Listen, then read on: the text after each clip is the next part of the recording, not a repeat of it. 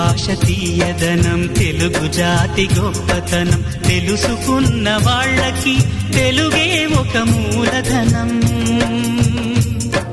తల్లి తండ్రి నేర్పినట్టి మాతృభాషరా, తెలుగు మరచిపోతే వాళ్ళని నువ్వు మరచినట్టురా, ఇది మరువబోకురా.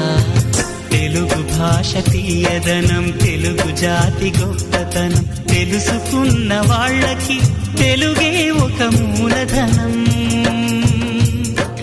తల్లి తండ్రి నేర్పినట్టి మాతృభాషరా, తెలుగు మరచిపోతే వాళ్ళని నువ్వు మరచినట్టురా, ఇది మరువబోకురా.